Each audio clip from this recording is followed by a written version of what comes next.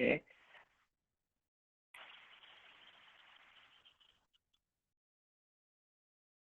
Tourism, our tourism development department's objective, okay, is to double the number of tourist arrivals by air, so by airplane, okay, from 218,000 tourists in 2015 to 450,000 tourists by 2020. Almost reached this number, but because of the current situation, because of current pandemic issues, right? We had a bit of a problem, but we were on track actually to meet our target. Okay. Obviously, this works together with effective transport connectivity, relentless marketing and promotion, and continuous cooperation with the stakeholders significantly to the gross domestic product of Brunei Darussalam. Okay. Few later on statistics. Okay. Of tourist arrivals by air. Okay, or and which country that country of tourists that Brunei receives. Okay, I'll show you later in this presentation. Number two is to strengthen and ensure the sustainability of existing tourists, developing more quality tourism offerings with focus on primary products. Okay, so we have our primary products such as, like I mentioned earlier, and you see in the picture as well, Tumburong, Kampong Air, which is what we call the water village. Okay, we have the largest water village in the whole world. Okay, of the east, as Bandar Sumbergawan, which is our capital city, and our Balai and Putong district. Okay, as the main attraction within the region and international. Okay, but our two best districts for tourism destination at this very moment is Tumburong and Brunei and Muara district. Okay, these are the two main tourism primary products that tourists will visit. Okay, emerging products that are exciting and have potential as tourist destination, things like your beaches and recreational parks. Okay, also have activities which is based activities-based products such as bird watching. Okay, you know, because we have 78% of Brunei land area is tropical rainforest. Okay, 32% of the land area of Brunei is all buildings, lands, houses, but 70+% of the land of Brunei is all covered by forest or tropical rainforest. Okay, so we have all of this pristine wildlife that is protected by the government. Okay, we also have Islamic tourism for the Muslim travelers, medical tourism. Okay, we have a very good medical facilities. Diving, we have a very good wrecks as well, shipwrecks for diving.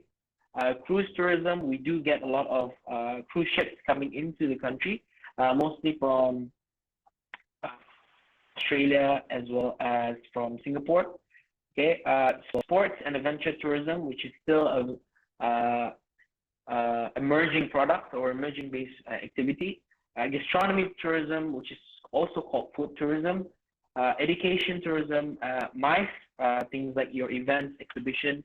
I think about last 2 years we hosted the ASEAN Tourism Forum, if I'm not mistaken. We also have homestay, culture, and community-based tourism, which is based tourism. Okay, but a lot of the homestay, culture, and community-based tourism is located at Tumburong district. So therefore, that's why I said Tumburong district is our two main tourism destination products. Okay. The third one is part of our Vision 2035 as well, as our tourism objectives is to attract foreign investment and diversify our tourism products and services, as well as to increase our marketing and promotion through our PPP, or what we call public-private partnership, and alternative financing to help reduce the burden of government spending. Okay. The reason why they put it here is because the government pays a lot to help or subsidize a lot of things in the country, right? For example, our oil and gas is subsidized, our rice is subsidized, our electricity and water bill is subsidized. Subsidized meaning that government pays for some of the financing. Okay, that's why when we buy oil, it's cheaper than our water bottle.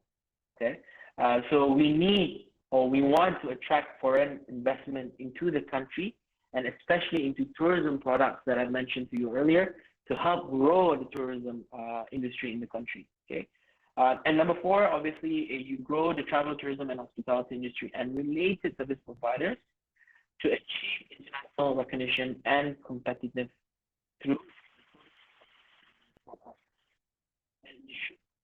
of services by capacity and competency of the manpower. I think this is very helpful in terms of human resources of Brunei Darussalam. Okay, so we do get a lot of foreigners and expatriates working in the service industry. Okay, mainly restaurants and hotels. Okay, so maybe in the future, maybe some of you as students would want to work in the country or in Brunei because we still have or need the quality manpower, the quality human resources in the industry because we don't have a lot of experts in this particular field. Okay, so maybe this is where you, as future tourism student or future graduate, would be very helpful to work in the country. Okay, next. The ecosystem in the tourism industry, which is the 5A's. Okay, we have tourism products and tour packages that is focusing on attractions, entertainment, and tourism activities. We also have travel agencies to promote our as part of the tourism industry. Accommodation, so these are hotels. Transportation, it is very important because without transportation, tourists will not be able to go into our tourism products or tourism packages like our attractions or to tourism activities. Okay, and number five is immigration control posts. Okay, point of entry, things like your from air, from land, or from water. Okay, you can access Brunei Darussalam through ferries. Okay, I think in terms of immigration control posts, we signed an MOU, if I'm not mistaken, with China that we will give you a one-day entry pass or visa into the country very easily on the spot. Okay, food and beverage, and obviously shopping. Okay, so a lot of tourists will go outside of the country to shop. Okay, and obviously in terms of marketing and promotion, where travel agencies and all of this people in the ecosystem would do to attract international tourists coming into the country. Okay, all this ecosystem with all the objectives that we want to achieve in the country, we also have challenges, right? For example, our tourism products can still be improved, okay? Because I would say we are still very young in terms of tourism industry, okay? And hospitality level that can still be improved, okay?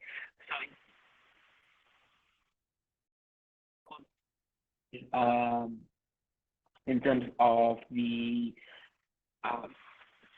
human resources of the country, we all also have our high currency compared to other neighboring countries. So we have the same currency as Singapore. Okay, so you can use Brunei dollars and Singapore dollars in the country, okay, without exchanging your money. We also have high competition with other tourism destinations nearby. As I showed you earlier, we are neighboring with Malaysia, Indonesia, as well as Philippines and so on. So we do have a very high competition with other tourism destinations, which are well established, like Bali, for example. We have Thailand in Phuket or Bangkok. We have Malaysia, things like Langkawi or Kuala Lumpur, and also obviously Singapore, which is our neighboring country, right? And the usual holiday trends from the local residents who are used to travel outside Brunei during school holidays, okay?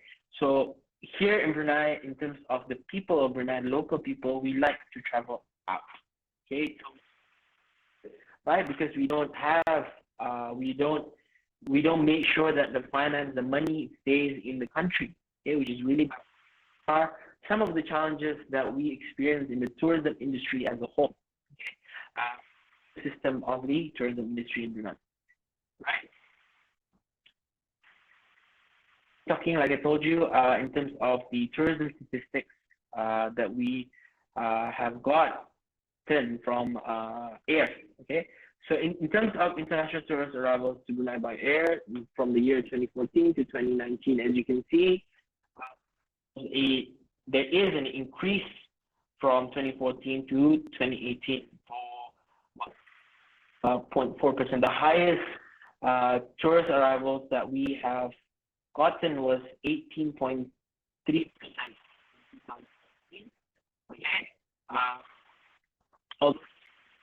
2018 to 2019, this was still this statistic.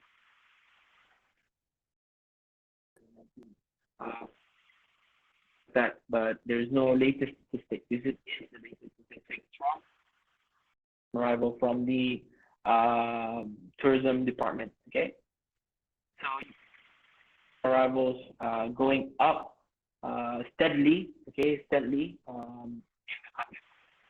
Only by air.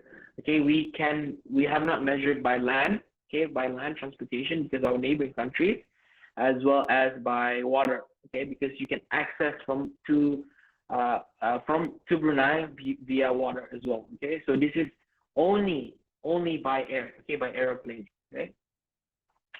Of our ranking. Okay, number one is from China. Yay, right? This is our top 10 countries in 2019 in terms of tourist arrivals by air. Okay, we opened up a lot of direct flights from China. Okay, I think one is from Nanning. We do get a lot of tourists from China. Okay, and it's the number one tourist arrival. Okay, good for you if you want to work in Brunei because we get a lot of Chinese tourists coming in, from people from China coming in. So this might be a good opportunity for you to work in the country because you will be able to talk to these people and you'll be able to relate to these people to your own country, right? Obviously, the top three is from Malaysia and Indonesia. Malaysia is because of our neighboring countries from our border, okay, as well as Indonesia. And obviously, the other 6 is from different countries that we have direct flights to. Things like Korea, Philippines, the UK, Singapore, Australia, India, and Japan. Okay, but for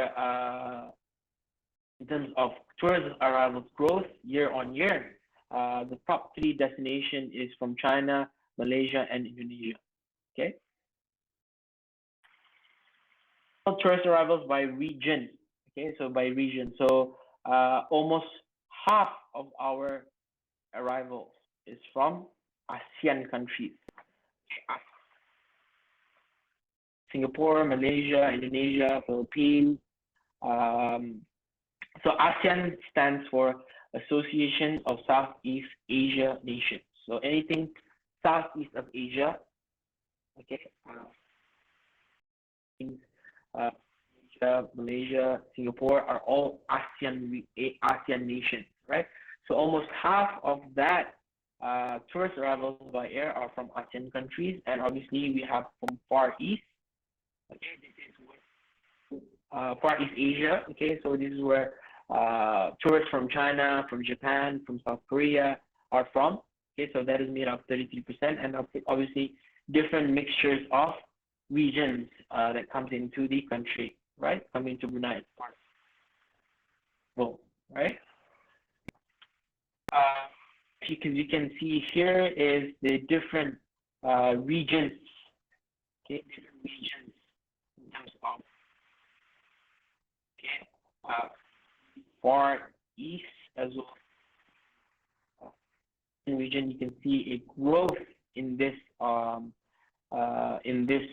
tourist arrivals. Okay, so because of the COVID-19 pandemic situation, this would have risen above. Okay, you can see the difference between the year on. Okay, you can see the map of the far well as ASEAN regions. Okay, you can see a massive growth, about 250,000 in terms of our country, right? Because we're into Brunei. Uh, Purpose of the visit. Now, this is very, very important, right? So, what are the purpose of visits of tourists coming into Brunei? Okay, half of this is to go on, okay, which means uh, is to probably go shopping, relax, enjoy with family, and so on. Okay, half of that people or tourists coming into the country is for enjoyment, for relaxation. Okay, a mixture of things like government visits, exhibition, things like your MICE, visit friends and relatives. Okay, maybe you have neighboring countries have families living in Brunei. 10% actually, 12.7% is for business and transit. Okay, because we have to, uh, for example, of the Far East, for example, right?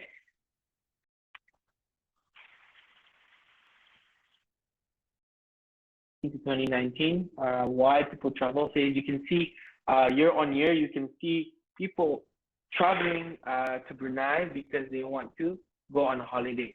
Okay, so it's starting to change. Instead of transit business or visiting friends, are starting to go for on holiday. Okay, for holiday.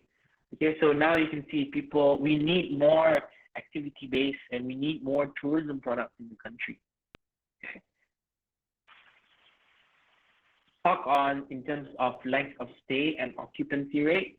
Okay, so here is statistics from accommodation, 23 apartments and hotels in Brunei. Okay, so you can see the increase of stay from 2018 to 2019. There is a 10% as well as 9.1% growth in people living in the country. So which means that we need more people working in the hospitality industry, right? And they stay on average about 4.4 days, so maybe 4.5 days, okay, throughout their stay in Brunei, okay. So they spend or they stay more than 3 days. Okay, the longer that they stay in the country, the more likely they will spend, which means that the money will stay in the country. Okay, economic growth of the country, right? Uh, in terms of travel agency, there are uh, a high number of travel agencies in Brunei, okay, which you will be able to get your holiday package from, which you'll be able to work with even from 2018 to 2019, there's 57, okay, uh, okay, I'll not go through this in more detail. Um, in terms of international tourist arrivals by monthly trend and target, okay, so obviously we are targeting 23% of tourism arrivals in 2019, and obviously I think we've achieved that, okay, and we would have achieved this number by 2020, but because of the, as you know, the current situation, every tourism industry in Brunei or the whole world is suffering, right? Um, Slide. You can see here in terms of the tourist arrivals, there is a significant growth of tourism, okay, in conclusion of the whole nation. So as you can see here at the bottom of the statistics, uh, actually we would have achieved our tourism objectives or targets by 2020 to almost 500,000, so about 450,000, 50 plus thousand tourists coming into the country. Okay, not even 1 million. Okay, we're happy. We're happy with this number. Okay, because there are certain things that's not are still challenging in the country, right? I think Luna, I think I finished my presentation. So thank you very much for listening. I hope you get something from from me presenting. And I apologize for speaking too fast, and sometimes there are technical errors when I'm talking. So hopefully that you actually learned something from this presentation. Thank you.